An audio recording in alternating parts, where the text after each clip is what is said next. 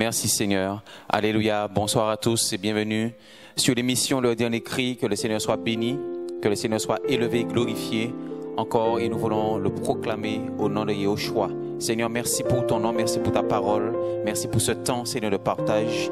Nous voulons t'honorer, te glorifier, Seigneur, t'adorer en esprit et en vérité. Merci de parler à nos cœurs, Seigneur. Merci encore d'illuminer les yeux de notre cœur afin que nous puissions vraiment, Seigneur, parvenir à la connaissance précise et correcte de toi, Seigneur, de qui tu es, Yahweh, notre Père Elohim.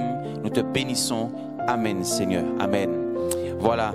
Donc ce soir, nous allons partager la parole du Seigneur. Et ce que j'ai à cœur de partager, c'est en fait, est-ce que, si vous êtes d'accord avec moi, quand on lit les Écritures, nous voyons effectivement que Jésus, Yahushua, il rentrait très souvent dans les synagogues.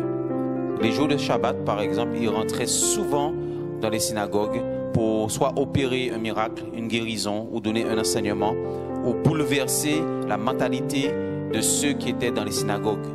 Il y avait souvent des mouvements révolutionnaires, on va dire, voilà, du Seigneur dans les synagogues. Quant aux apôtres, n'en parlons pas. L'apôtre Paul voyageait souvent dans ses missions, et la première chose qu'il faisait en rentrant dans une ville, il rentrait aussi dans les synagogues pour enseigner, pour confronter les Juifs en annonçant le Mashiach et en annonçant la parole du Seigneur.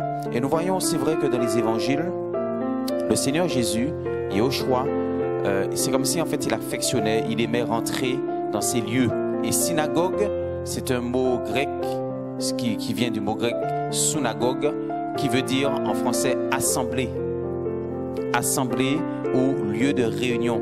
Et qu'est-ce qui se passait en fait dans ces assemblées? Qu'est-ce qui se passait dans ces lieux de réunion, dans ces assemblées? Et nous allons voir à la lumière des Écritures, et aussi avec un peu d'histoire, un peu de recherche sur l'histoire des synagogues, nous allons nous rendre compte que finalement, notre fonctionnement chrétien, nos églises chrétiennes, nos assemblées chrétiennes ne sont pas tellement éloignées du fonctionnement des synagogues. Et c'est super quand on lit la parole, et avec la recherche qu'on fait effectivement au niveau des synagogues, la recherche dans la parole, nous allons découvrir ce soir quelques aspects de la comparaison entre les synagogues du temps de Jésus et nos assemblées aujourd'hui, voilà, en 2020 et dans notre génération. Donc, nous allons prendre Acte 15 et nous allons découvrir quelque chose. Acte 15 au verset 21, il est dit: car depuis bien des générations, Moïse ou Moshe a dans chaque ville des gens qui le prêchent, puisqu'on le lit tous les jours de Shabbat dans les synagogues.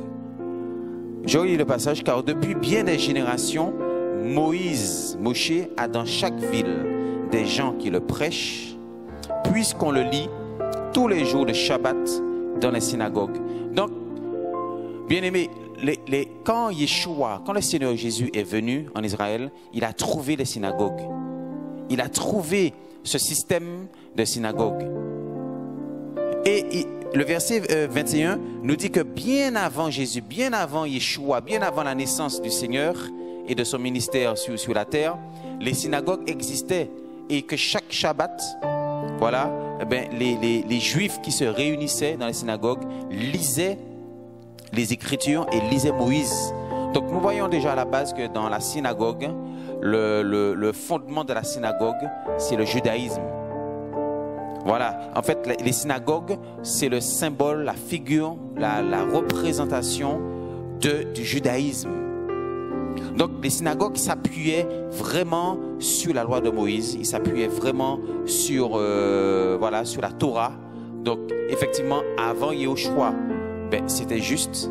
Mais on constate qu'après la venue du Seigneur, après la mort du Seigneur à la croix, et après, même pendant effectivement le ministère des apôtres et de l'intervention de l'apôtre Paul dans les villes, les synagogues continuaient à exister. mais elles sont restées figées sur la loi de Moïse, figées sur la Torah, sur les rites, sur les rituels, sur la pratique et la mentalité du judaïsme. Alors, nous allons rentrer plus en profondeur et nous allons voir que, donc, on a dit que synagogue veut dire assemblée et lieu de réunion. Et nous allons nous rendre compte que Yeshua, tout au long de son ministère, tout au long des 4 évangiles, il n'a cessé, Jésus, d'aller à contre-courant du fonctionnement des synagogues. Il n'a cessé d'être révolutionnaire, d'apporter une réforme pour faire comprendre aux Juifs que maintenant que ce système planté là, religieux dans la synagogue, bon, ben c'est dépassé, qu'il faut passer à autre chose. Maintenant, nous sommes sous la grâce et nous allons voir, alors par exemple, on va voir dans Luc 4, nous allons rentrer en plus en profondeur sur ce qu'il y avait dans la synagogue, le fonctionnement même de la synagogue. Comment était-elle organisée? Alors nous allons voir Luc 4, 16, où Yehoshua, effectivement, va se rendre à Nazareth, Luc 4, verset 16, et il se rendit à Nazareth, où il avait été élevé. Et selon sa coutume, il entra dans la synagogue le jour du Shabbat. Et il se leva pour faire la lecture. Et on lui donna le rouleau du prophète Yeshaya ou Ésaïe. Et ayant déroulé le rouleau, il trouva le passage où il est écrit « L'Esprit du Seigneur est sur moi », etc. Alors dans la synagogue, ce qu'il faut vraiment signaler, c'est que dans les synagogues était réservée une petite niche, une petite armoire où étaient contenus les 5 livres de Moïse, le Pentateuque, les 5 livres de la Torah, et aussi le livre du prophète Ésaïe, qui était beaucoup lu dans les synagogues. Voilà pourquoi, en Luc 4, verset 16, ben, on a tendu au Seigneur le rouleau du prophète Ésaïe, parce que c'était un rouleau qui était beaucoup lu. Voilà, c'est un livre prophétique qui annonçait la naissance, la venue du Messie, du Mashiach, et les Juifs attendaient le Mashiach. Donc ils aimaient, ils affectionnaient le livre d'Ésaïe. Donc on retrouvait aussi les psaumes, on retrouvait plusieurs livres des petits prophètes, et surtout les livres de Moïse, qui étaient réservés dans une petite niche, dans une petite armoire. Et le peuple d'Israël, en fait, eux, ils venaient à la synagogue le jour de Shabbat. C'était un lieu pour l'étude de la parole, c'était un lieu pour la prière, un lieu surtout, alors là je vais insister avec ça, les Juifs venaient, hommes et femmes, venaient à la synagogue pour écouter la parole, pour écouter la Torah, pour écouter les prophètes. Vous voyez, donc, pourquoi? Parce que les Juifs n'avaient pas les livres en main. Les livres n'étaient pas disponibles, n'étaient pas à la disposition du peuple. Donc chaque Juif se rendait à la synagogue pour écouter, alléluia, pour écouter la Torah. Alors ça c'est un premier point, mais on va revenir sur ce point tout à l'heure.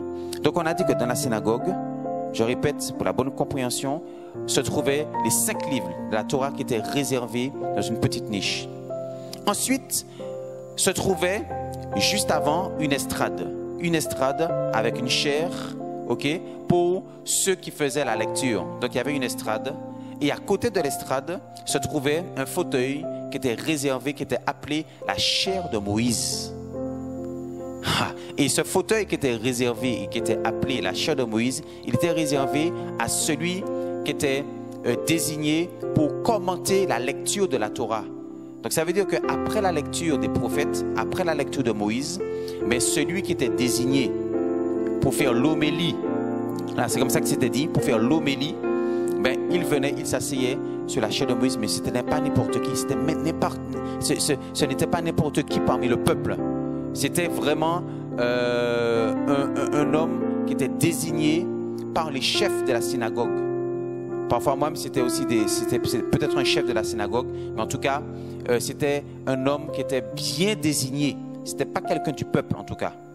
Donc il y a l'estrade, il y a la chaire de Moïse, ce fauteuil qui était réservé, appelé la chaire de Moïse, et ensuite se trouvaient devant les pharisiens, les scribes qui occupaient les premières places, et les chefs des synagogues aussi qui occupaient les premières places. Ils avaient un banc réservé Voilà, les chefs des synagogues avaient un banc réservé. Et nous voyons en Marc 5, nous allons voir Jairus, l'histoire de Jairus, par rapport à la résurrection de la fille de Jairus. Il nous est dit en Marc 5, verset 22, « Et voici qu'un des chefs de la synagogue du nom de Jairus ou de Yair arrive et, voyant Yehoshua, tombe à ses pieds. » Donc ici, nous découvrons que Jairus était un des chefs de la synagogue. Donc il avait plusieurs chefs, voilà, de synagogue. Plusieurs chefs dans la synagogue. Et ces chefs avaient des bancs bien réservés de manière distincte du peuple. Donc les hommes et les femmes venaient pour écouter la Torah, mais cette Torah était lue par les chefs de synagogue, par les pharisiens, par les scribes, par un homme qui était désigné. Alors je ne sais pas si déjà là tout de suite nous pouvons faire le parallèle avec l'organisation même de certaines assemblées chrétiennes qui réservent des bancs, des sièges, des fauteuils aux ministres, aux pasteurs, aux prêtres, aux responsables d'église, qui sont à part du peuple, qui ont des places bien déterminées devant, et ensuite le peuple est derrière. Donc vous voyez bien qu'on retrouve déjà la même configuration des synagogues dans beaucoup de nos assemblées chrétiennes. Donc ça n'a pas changé. Or, le Seigneur est venu pour apporter une réforme. Il est venu bousculer la mentalité, le fonctionnement bien religieux des synagogues. Alors, je complète aussi. Donc, les chefs, les pharisiens sont devant. Et dans la synagogue se trouvait le Hazan. Hazan en hébreu veut dire chantre. Hazan, c'est H-A-Z-A-N. Pour ceux qui veulent faire des recherches sur le net, vous allez voir que ce Hazan était une figure incontournable au niveau de la communauté juive. Pourquoi? Parce que c'était un chantre qui était désigné pour pouvoir chanter, réciter des prières. En fait, le Hazan était formé au niveau de l'art vocal, du chant. Et les yeux du peuple se fixaient sur le Hazan parce que c'est lui qui dirigeait le moment, qui dirigeait la prière, qui dirigeait le chant. Et en fait, le peuple vraiment comptait beaucoup sur le Hazan pour pouvoir l'entraîner dans la louange, mais surtout écouter. En fait, le peuple était dans la sistana, dans la dépendance, dans le fait d'être spectateur du Hazan. Donc c'est le Hazan qui chantait, il manifestait sa voix, il démontrait sa voix, voilà, et il récitait des prières dans la synagogue. Et le peuple, en fait, avait les yeux fixés sur le Hazan parce que c'est lui qui était l'assistant même aussi des chefs de synagogue. Donc il y avait les chefs des synagogues avec les pharisiens, et ensuite en dessous, le Hazan, il était le proche collaborateur des chefs de synagogue. Donc le peuple ne pouvait pas chanter ni élever la voix dans des chants sans passer par le Hazan, mais c'est surtout le Hazan qui devait chanter. Et le peuple juif, lui, priait intérieurement, il chantait intérieurement, mais c'est surtout le Hazan qui intervenait. Je ne sais pas si vous réalisez effectivement que dans le comparatif, la comparaison avec nos assemblées, avec notre fonctionnement au niveau des assemblées, voilà comment maintenant effectivement les chantres, les groupes de chantres, où une chantre peut prendre la place et mettre le peuple, mettre les frères et sœurs dans l'assistana, dans la dépendance. Et ça devient du spectacle. Nous sommes spectateurs au lieu d'être acteurs de notre foi, acteurs dans la louange, dans l'adoration. Nous sommes spectateurs et on regarde, on vient le dimanche au culte et on assiste au groupe de louange qui démontre, voilà, qui démontre sa force dans la voix, les belles voix, les beaux instruments de musique. Et finalement, en fait, le peuple vient, mais il est plutôt dans l'assistana.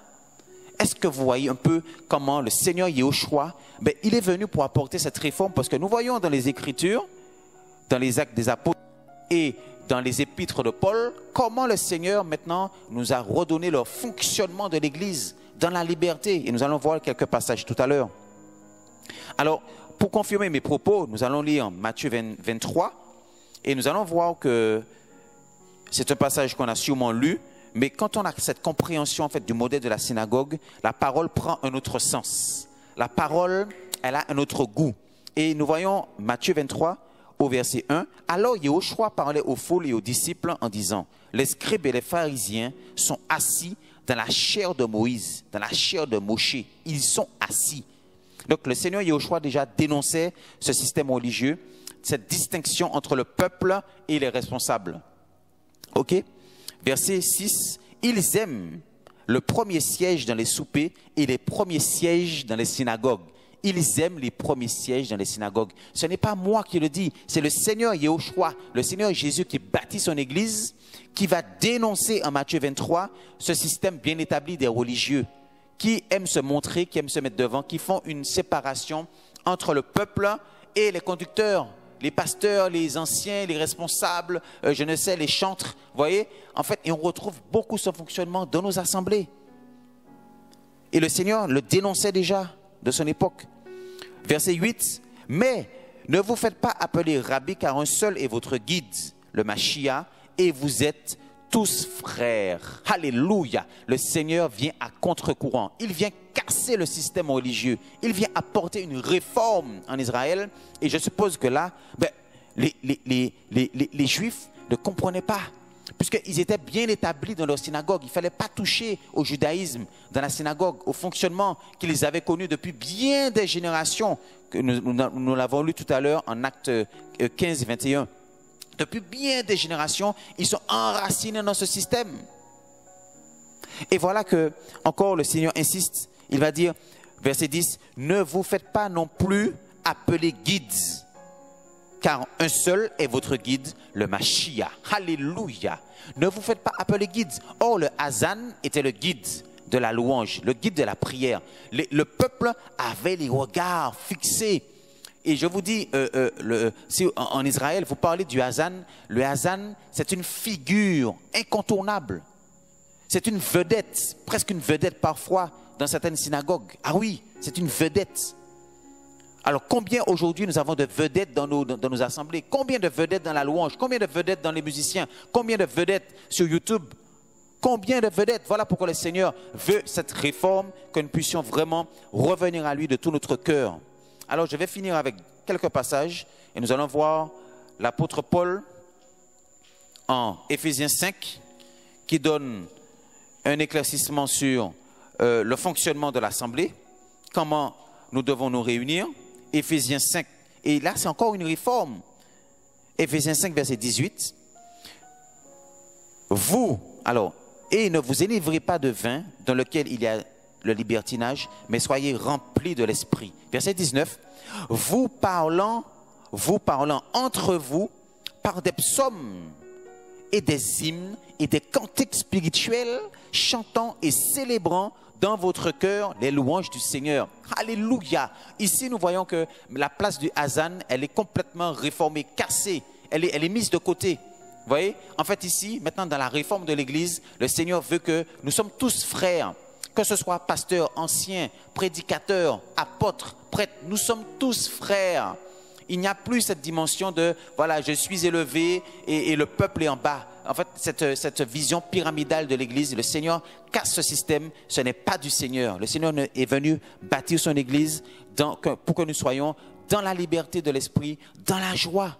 Voilà, maintenant nous devons nous parler les uns les autres, nous exhorter par des psaumes, alors que dans le système de la synagogue, c'était uniquement les chefs de la synagogue qui devaient prendre la parole. Ou ceux qui étaient désignés par les chefs de synagogue. Donc il y avait un contrôle bien particulier, une surveillance des chefs de synagogue. Voilà pourquoi nous voyons dans les évangiles, le Seigneur est venu beaucoup à contre-courant. Il est venu réformer la mentalité des Juifs.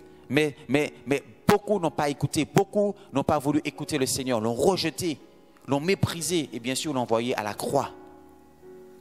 Alors, vous voyez, donc ici, des hymnes, des cantiques spirituels, et bien ici, voilà, nous célébrons le Seigneur de tout notre cœur. Pourquoi compter absolument sur une chantre, sur une personne, sur un groupe qui doit absolument nous entraîner dans la présence du Seigneur le dimanche, chaque culte, quand nous nous réunissons.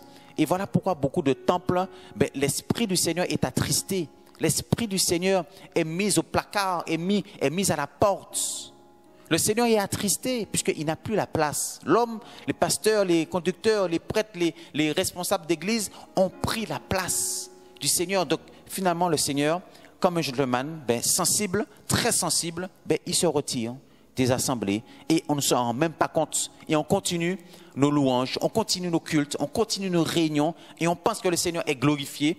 On fait dire au Seigneur ce que lui ne pense pas et on continue chaque année comme ça nos cultes, mais la gloire du Seigneur est absente. Voilà, et 1 Corinthiens 14, 26, les Corinthiens étaient aussi bouleversés par le nouveau fonctionnement de l'Église, par la réforme, et ils vont écrire à Paul, ils vont demander à Paul, mais Paul, comment devons-nous faire maintenant? 1 Corinthiens 14, 26, que faire donc mes frères? Alléluia, que faire donc mes frères? Lorsque vous vous rassemblez, chacun de vous a-t-il un psaume? A-t-il un enseignement? A-t-il une langue? A-t-il une révélation? A-t-il une interprétation?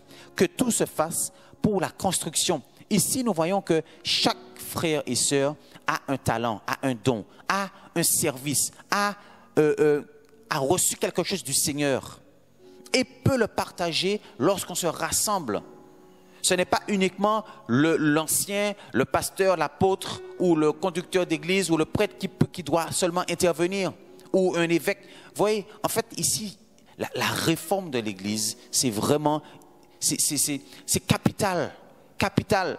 Mais c'est dur parce que nous sommes enracinés dans des pratiques religieuses. Que faire donc, frères? Ça, c'est un passage qui bouleverse, qui peut bouleverser beaucoup d'assemblées chrétiennes.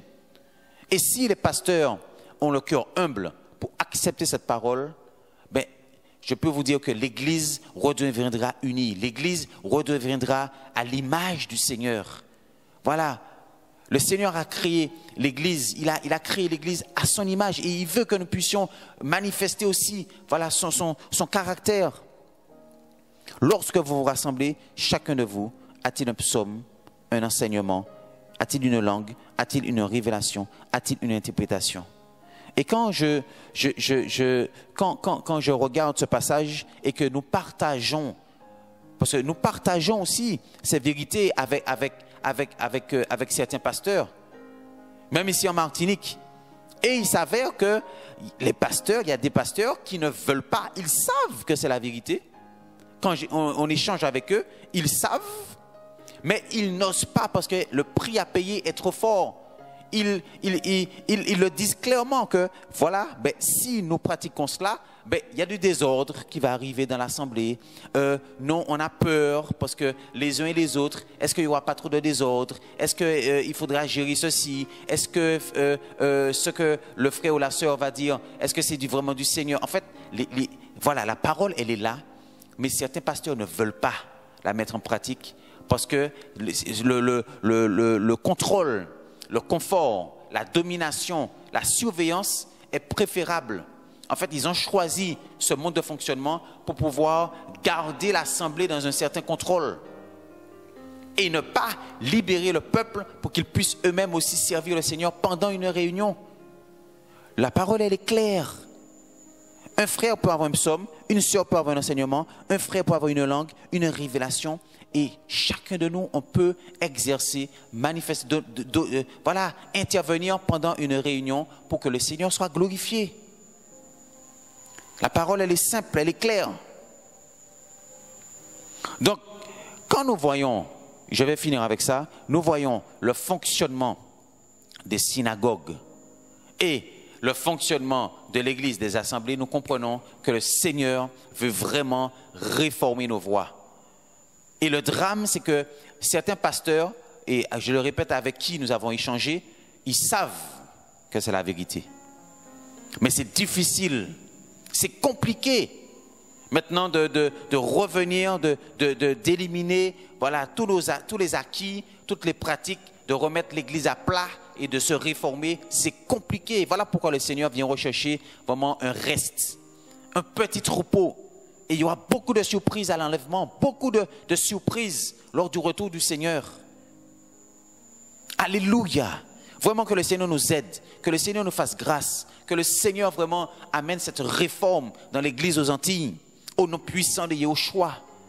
Seigneur, fais-nous grâce, apporte cette réforme, change nos mentalités et que nous ayons ce cœur humble. Alléluia. Voilà, bien-aimés, ce que j'avais à cœur de partager avec nous. Et vous pouvez faire vos recherches aussi sur le net, sur vraiment la synagogue, le Hazan aussi, qui était responsable de la louange. Et vous allez voir qu'effectivement, il y a une grande différence. Une grande différence entre ce que le Seigneur veut pour son Église et le fonctionnement de nos assemblées. Que le Seigneur soit béni. Je vous souhaite une bonne soirée. Au revoir.